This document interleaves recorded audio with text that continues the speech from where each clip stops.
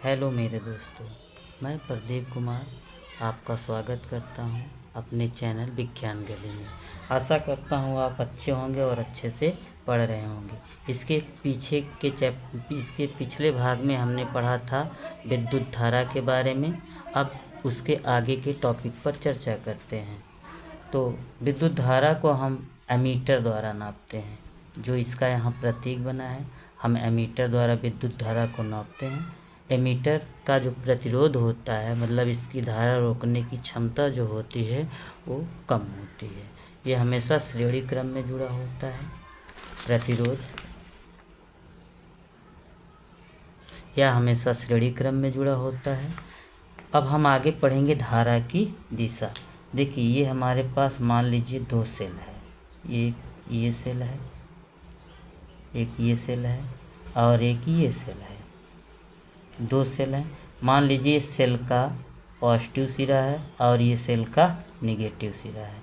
अब अगर हम इन दोनों सेलों को आपस में ऐसे जोड़ते हैं तो इधर से इलेक्ट्रॉन प्रवाह हो रहा है, इलेक्ट्रॉन इधर से प्रवाहित हो रहा है और प्लस की ओर आ रहा है। तो इलेक्ट्रॉन के प्रवाह, जिधर से इलेक्ट्रॉन जा रहा है उसके विपरीत होती है धारा की दिशा। इलेक्ट्रॉनों के प्रवाह के विपरीत धारा गति करती है। अर्थात ये प्लस पॉजिटिव चार्ज है, तो इसका मतलब ये उच्च विभव है और ये निम्न विभव है। तो धारा सदैव उच्च विभव से निम्न विभव की ओर गति करती है। यहाँ देखिए, ये प्लस है, ये माइनस है। तो धारा उच्च विभव से इस तरीके से निम्न विभव की ओर गति करेगी और इलेक्ट्रॉन इधर माइनस से प्लस की ओर गति करेंगे। तो यहाँ मैंने लिखा है, धारा इलेक्ट्रॉन प्रवाह की दिशा के विपरीत गति करता है और धारा की दिशा जो होती है वो उच्च विभव से निम्न विभव की ओर होती है। आगे हम लोग पढ़ेंगे विभवांतर क्या होता है। चलिए समझते हैं विभवांतर क्या होता है। विभवांतर जैसे कोई चालक तार है, इस चालक तार में कोई आवेश एक बिंदु से दूसरे बिंदु तक जाने में, आवेश एक बिंदु से दूसरे बिंदु तक ले जाने में जितना हमें कार्य करना पड़ेगा वही हमारा कहलाता है विभवांतर।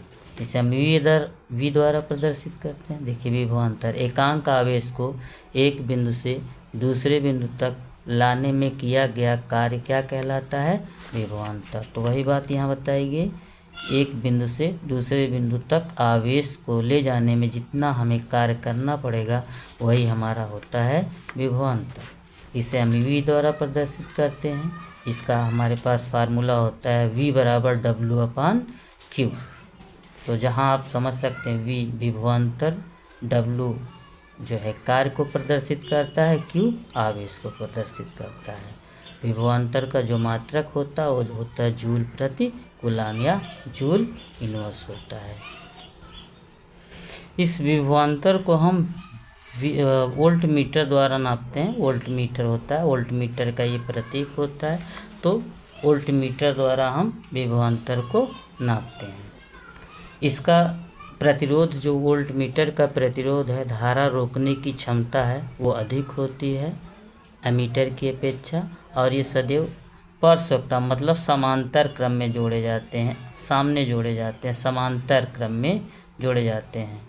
ये समांतर क्रम में जुड़े होते हैं, परस्पर क्रम में जुड़े होते हैं। आगे पढ़ेंगे हम लोग ओम का नियम। चलिए ओम का नियम समझते। तो चलिए आगे समझते हैं ओम का नियम। ओम का नियम क्या होता है। किसी विद्युत परिपथ में धातु के दो सिरों के बीच बहने वाली धारा विभवांतर के समानुपाती होता है। कोई चालक है, इसमें जो विभवांतर है इसमें बहने वाली धारा I के समानुपाती होता है। जैसे हम यहाँ समानुपाती का निशान हटाते हैं, एक नियतांक जुड़ता है और इस नियतांक को हम कहते हैं प्रतिरोध। और ये हमारा है ओम का नियम। अब आगे हम पढ़ेंगे प्रतिरोध।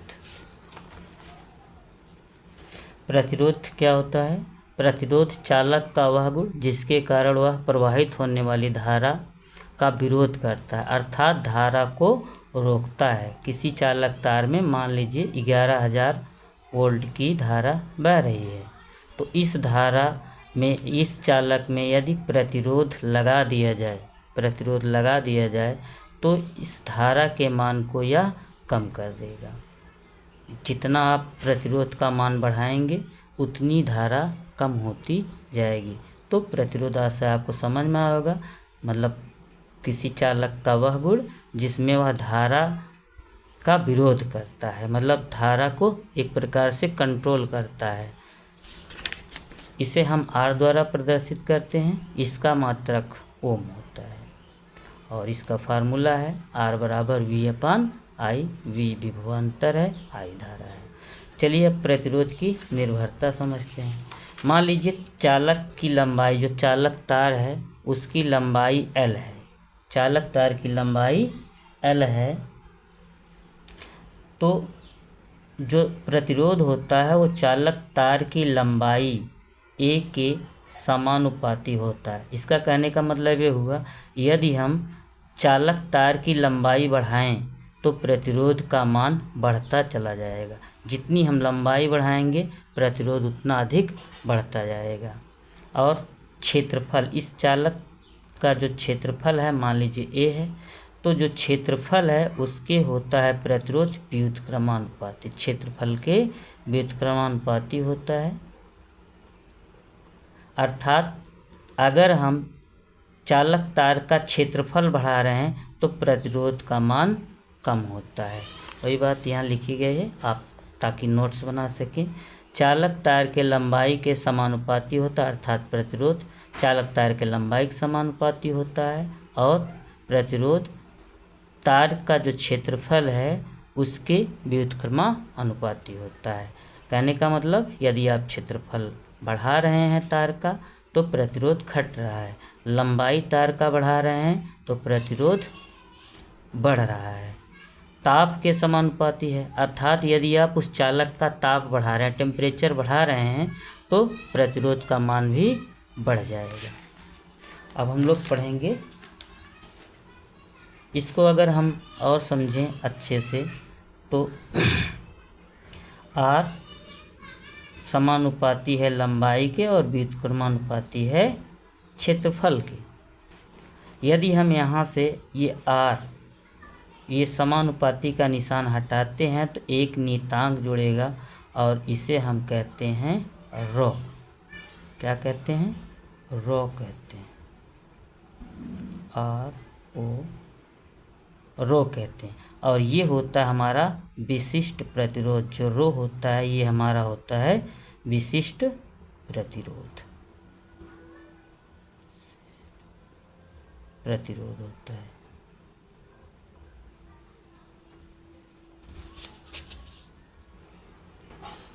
प्रतिरोधों का संयोजन, कॉम्बिनेशन ऑफ रेजिस्टेंस पढ़ने वाले हम लोग। चलिए प्रतिरोधों को जोड़ते हैं। प्रतिरोध दो तरीके से जुड़ते हैं। एक जुड़ा होता है श्रेणी क्रम में, श्रेणी क्रम संयोजन,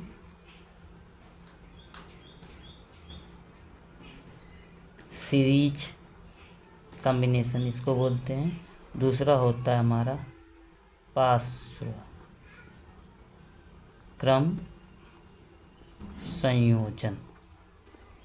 तो सबसे पहले हम लोग पढ़ेंगे श्रेणी क्रम संयोजन।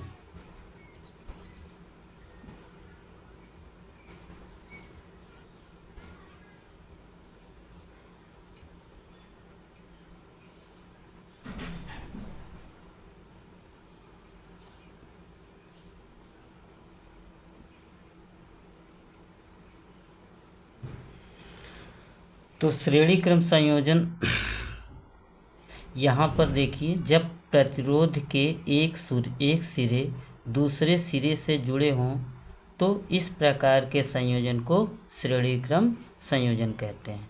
इसमें धारा I बह रही है। प्रतिरोधों में जो विभवांतर है, इनके बीच का विभवांतर V1, इसके बीच का विभवांतर V2, इसके बीच का विभवांतर V3 है। तो ओम का नियम लगाएंगे। ओम के नियम से, अभी जो आपने ओम का नियम पढ़ा है, ओम के नियम से। ओम का नियम हमें बताता है V बराबर I इंटू आर। तो पहले प्रतिरोध पर देखते हैं, V1 है तो यहाँ धारा तो I है, धारा तो I बह रही है, लेकिन प्रतिरोध हमारा R1 है। ये हम समीकरण 1 मानते हैं। अब इस वाले प्रतिरोध पर देखेंगे तो यहाँ पर विभवांतर V2 है, धारा इसमें I ही बह रही है, प्रतिरोध हमारा R2 है। ये हमारा समीकरण 2 है। V3 पर देखते हैं तो यहाँ धारा I है, प्रतिरोध R3 है। अब हम तीनों समीकरणों को अगर जोड़ते हैं तो हमें प्राप्त होता V1 plus V2 plus V3 बराबर, यहाँ प्राप्त होता I1 I into R1 plus I into R2 plus I into R3। जहाँ V1 V2 हम मान लेते हैं टोटल विभवांतर V के बराबर है, तो जहाँ V1 V2 V3 है वहाँ हम V लिख सकते हैं। इसमें देखिए I तीनों में है तो I हम कॉमन ले लेंगे, बचेगा हमारा R1 plus R2 plus R3। अब I जो यहाँ है वो हम यहाँ ला सकते हैं, तो हमारा हो जाएगा R1 plus R2 plus R3। चूँकि V अपान I बराबर होता है R के, तो जहाँ V अपान I है वहाँ हम रख देंगे R। R बराबर हमारा होगा R1 plus R2 plus R3, और ये हमारा है श्रेणी संयोजन। कुल प्रतिरोध श्रेणी समांतर क्रम संयोजन के लिए डायग्राम।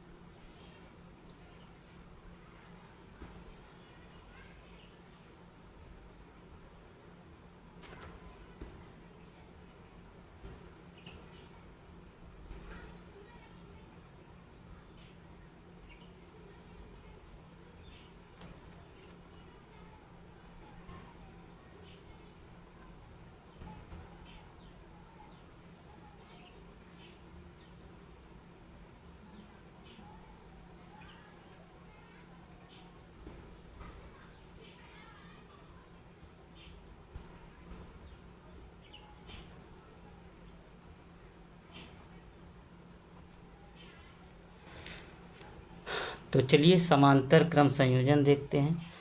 ये तीन प्रतिरोध ठीक एक दूसरे के सामने जुड़े हैं, R1 R2 R3।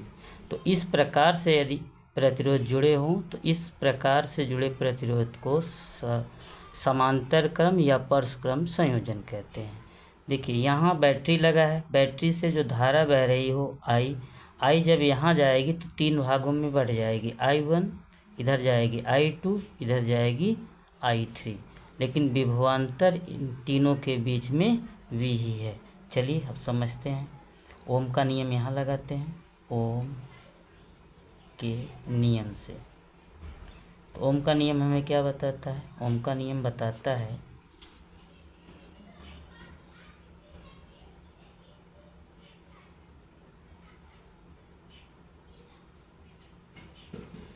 I बराबर हमारा होता V अपान R।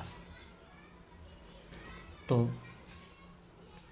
यहाँ जो धारा I1 है यहाँ पर मान होगा, विभवांतर V है लेकिन प्रतिरोध हमारा है R1। I1 बराबर होगा R1, I2 बराबर होगा हमारा, प्रतिरोध कितना लगा है R, और विभवांतर कितना V अपान R2। आगे देखेंगे I3 जो धारा बह रही है वो इस वाले में V अपान R3 होगा। तो ये हमारा समीकरण 1 है, ये हमारा समीकरण 2 है, ये हमारा समीकरण 3 है। तीनों को जोड़ते हैं तो होगा I1 plus I2 plus I3, और इसको जोड़ेंगे तो होगा V/R1 plus V/R2 plus V/R3। यहाँ जो टोटल धारा है वो I के बराबर है, तो I1 I2 बराबर हम I लिख लेंगे।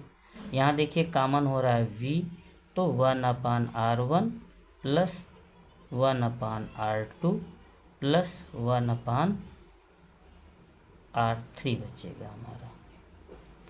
V हम यहाँ लाएंगे, I/V बराबर होगा 1/R1 plus 1/R2 plus 1/R3 के बराबर। चूँकि I/V जो है वो होता 1/R के बराबर, तो जहाँ I/V है वहाँ हम लिख सकते हैं 1/R, और तब हमारा फार्मूला हो जाएगा 1/R1 plus 1/R2 plus 1/R3, और स्पर्श क्रम में जुड़े हुए कुल प्रतिरोध का मान इतना होता है। आशा है आपको बहुत अच्छे से समझ में आया होगा। अगर समझ में आया है तो आप चैनल को सब्सक्राइब ज़रूर कीजिए, इससे हमारा जो उत्साह है वो बढ़ेगा और हम आपके लिए और अच्छे वीडियो बनाएंगे। धन्यवाद।